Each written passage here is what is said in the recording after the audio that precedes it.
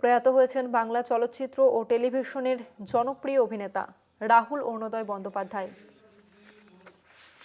আমাদের সঙ্গে টেলিফোন লাইনে রয়েছেন অভিনেতা রুদ্রনীল ঘোষ। রুদ্রনীলদা, প্রয়াত হয়েছেন অভিনেতা রাহুল বন্দ্যোপাধ্যায়, আপনি তো তার সঙ্গে কাজ করেছেন। আজকে কোন স্মৃতি মনে পড়ছে আপনার?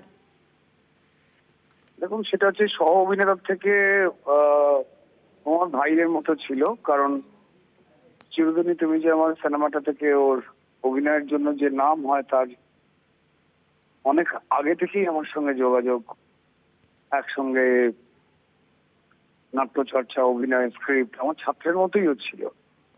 ও প্রিয়াঙ্কা, ও স্ত্রী, তাদের সঙ্গে সম্পর্কটা আমার একদমই ইমোশনাল।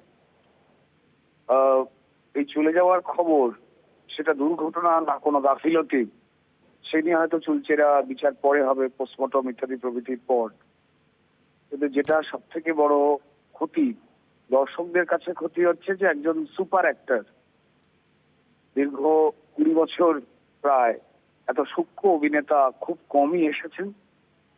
আর যেটা বলা হয়, একজন দাদা হিসেবে এটা বলতে পারি যে মানুষ হিসেবে একজন দুর্দান্ত মানুষ ছিল, যে ক্ষেত্রে আমরা নিজেদের সামান্য একটু ভালোর জন্য, লাভের জন্য অনেক সময় অনেকে নিজেদের সিদ্ধারা ধরে রাখতে পারে না, নিজের দেওয়া কথা ধরে রাখতে পারে না, মাথা ঝুঁকিয়ে ফেলে একটু প্রাপ্তিযোগ, ভালো থাকা ইচ্ছা, সেটার জন্য আজকেরই বাজারে সেখানে কিন্তু কোনো প্রলোভনের কাছে কোনোদিনও মাথা নত করতো না।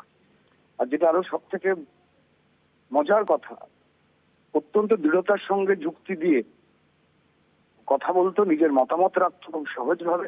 হয়তো সেই জন্যই ওর ছেলের নাম রেখেছিল সহজ। একটা প্রোগ্রামও করতো, পডকাস্ট, যা অত্যন্ত জনপ্রিয় হতে শুরু করেছিল সহজ কথা বলে। যেটা খুব ইন্টারেস্টিং যে যে কোনো বিপরীত মতামত যে কোনো কারোর যে কোনো বিষয় এলেও নিজের মতামতের দৃঢ়তাকে যুক্তি দিয়ে পরিবেশন করা এবং উল্টো দিকের মতামত সেটা শোনা।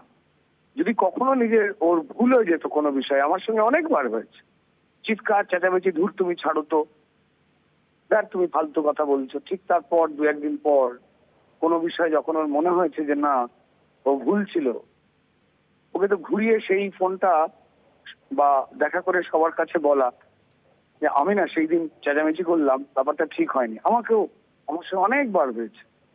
এই সহজতাটা হচ্ছিল।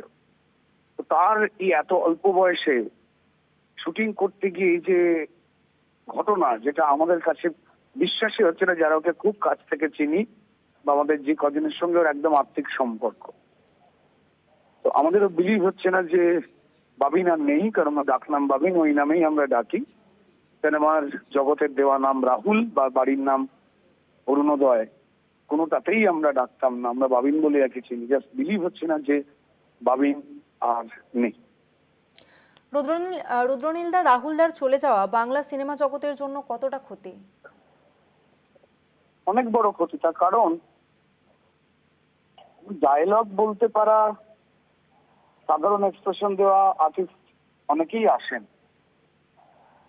কিন্তু চরিত্র হয়ে উঠবার জন্য যা আজকের দিনের বিরাট বড় করে প্রয়োজন অভিনয় শিল্পের ক্ষেত্রে, যে আপনি চরিত্র হয়ে উঠতে পারছেন কি, সেই ক্ষেত্রে যে কোনো চরিত্রে নিজেকে ভাঙবার যে ইচ্ছা, যে ক্ষমতা, অত্যন্ত সূক্ষ্মতার সঙ্গে সেই চরিত্রগুলোর রূপায়ণ করা, সেই অভিনেতা কিন্তু বড়ই কম। আর সেখানে একটা উজ্জ্বলতম নাম ছিল রাহুল অরুণোদয়। কমার্শিয়াল সিনেমা রাজ চক্রবর্তীর চিরদিনই তুমি যে আমার থেকে উত্থান, কিন্তু নাচ গান, স্টান্ট, অ্যাকশন করে বা আরো যা যা গালভরা ডায়লগ, যেগুলো মেইন স্ট্রিমের একটা বড় উপাদান, সেই অবলম্বন গুলো কিন্তু ওর কাছে ছিল না। ও প্রথা ভেঙে একদম চূড়ান্ত অভিনয় দক্ষতা দিয়েই কিন্তু রাহুল হয়ে উঠেছিল অরুণোদয় থেকে। তো তাই তার অভিনয় সম্পর্কে, বিশেষ করে যারা আমার ভাইয়ের মতো আজকে যারা কাজ করছেন, তাদের মধ্যে যে কয়েকজনের কাছ থেকে এক্সপেকটেশন থাকে আমাদের যে দারুণ হবে কাজটা, তার মধ্যেও একজন। লাস্ট আমাদের করা কাজ the academy of fine arts, যে ফিল্মটি চর্চিত এবং প্রশংসিত, সেখানেও কিন্তু রাহুলের অভিনয় যথেষ্ট রকম সমৃদ্ধ করেছে সিনেমাটি।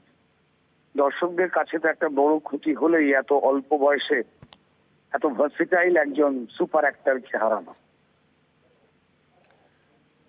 ধন্যবাদ আপনাকে। আমাদের সঙ্গে ফোন লাইনে ছিলেন অভিনেতা রুদ্রনীল ঘোষ।